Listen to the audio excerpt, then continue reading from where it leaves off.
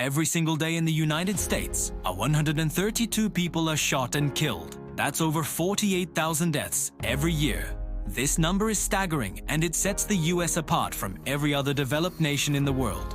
When we talk about gun violence, we're talking about homicides, suicides, accidental shootings, and police-involved shootings. It's a crisis with many faces, and to understand it, we need to look past the headlines and dig into the real numbers and the human stories behind them. So today, let's break down why this number is so high, who is most affected, and what systemic factors are keeping this tragic cycle alive. First, let's tackle a huge misconception. When you hear the words gun violence, what's the first image that comes to your mind? For most people, it's street crime, gang activity, or mass shootings. But the reality is very different. Over half of all gun deaths in the United States are suicides. That's right, more than 24,000 people a year die by suicide using a firearm. This is a crucial piece of the puzzle that often gets left out of the public conversation. The combination of mental health struggles and immediate access to a firearm is tragically lethal. A moment of crisis can become a final act simply because a gun is within reach. Understanding this helps us see that gun violence isn't just a crime problem, it's also a public health crisis. So, who bears the heaviest burden of this violence? The impact isn't spread evenly across the population. For young Americans, especially those between 15 and 24, the gun homicide rate is one of the highest in the developed world. The racial disparities are shocking. Black Americans are 10 times more likely to die from gun homicide than white Americans. This isn't a coincidence, it's a direct result of systemic inequality, historical disinvestment in communities, and cycles of violence that are incredibly difficult to break. At the same time, rural white communities, particularly those with high gun ownership, face alarmingly high rates of gun suicide. And perhaps the most heartbreaking statistic of all, firearms are now the #1 cause of death for children and teenagers in the United States, surpassing car accidents for the first time in history. Our kids are growing up in a country where a firearm is the single greatest threat to their lives. So why is this happening? Why is gun violence so uniquely high in the USA? A big part of the answer is the sheer number of guns. There are over 400 million privately owned firearms in the country. That's more guns than people. This high level of availability is combined with a patchwork of weak and inconsistent laws.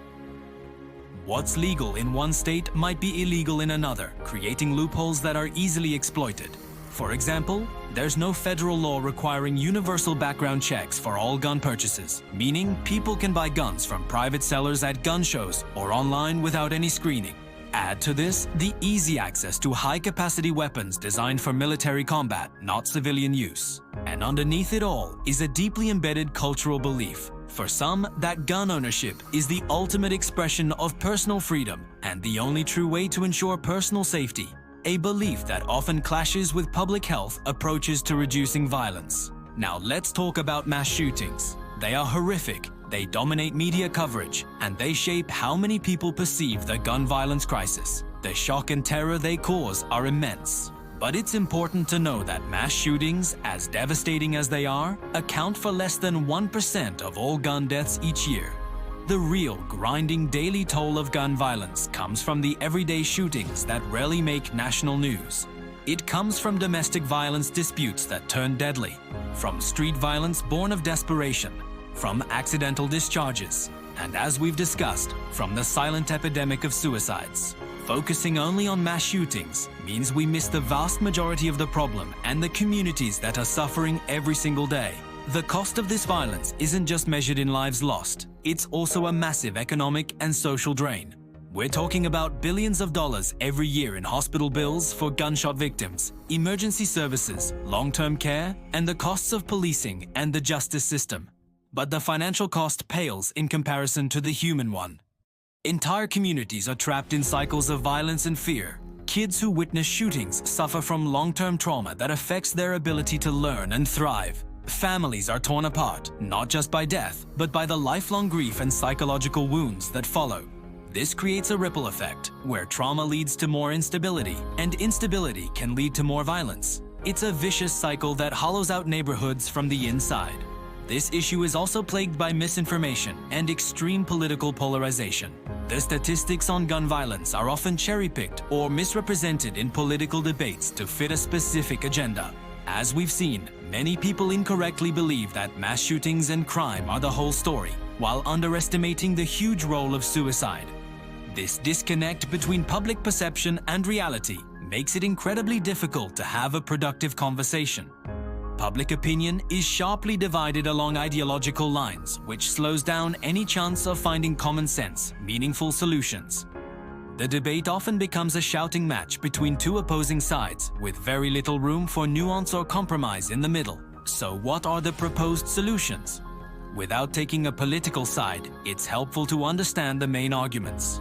On one side of the policy debate, advocates push for laws they believe will reduce gun deaths. These include universal background checks for all gun sales, red flag laws that allow temporary removal of guns from individuals deemed a danger to themselves or others, and restrictions on high-capacity magazines and certain types of semi-automatic firearms. They argue that these measures are common-sense public safety regulations. On the other side, the focus is often on different approaches.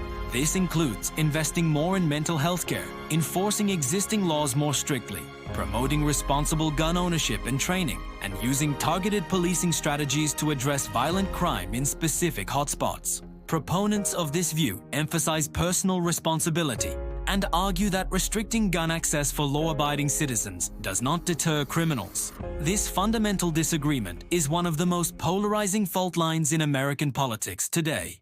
Beyond the headlines and statistics, there are countless hidden victims. Think about the victims of domestic violence, who are 5 times more likely to be killed if their abuser has access to a gun. Think about the children caught in the crossfire of street violence, or the toddlers who find unsecured firearms in their homes and cause an accidental tragedy.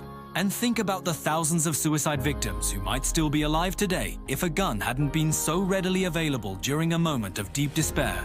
These are the stories that often go untold, the silent majority of the gun violence crisis. Their deaths are just as tragic and just as preventable. Ultimately, this matters for the future of the entire country. We are raising a generation of young people who are exposed to levels of violence and trauma that are simply unheard of in other wealthy nations. Violence spreads. It spreads through fear, instability, and a lack of opportunity. It erodes social trust and makes it harder for communities to prosper. If we continue on this path without taking meaningful, systemic action, the numbers will likely continue to rise. This isn't just about politics or statistics. It's about the kind of country we want to live in and the kind of future we want to leave for the next generation. It's a conversation we all need to be a part of. If you or someone you know is struggling with thoughts of suicide or self-harm, please know there is help available. You can call or text 988 in the United States and Canada to reach the Suicide and Crisis Lifeline. In the UK, you can call 111. These services are free, confidential, and available 24/7. Please reach out. Thanks so much for watching. If you found this video informative, please give it a like and consider subscribing to the channel for more deep dives into the issues that shape our world. Stay safe, and I'll see you in the next one.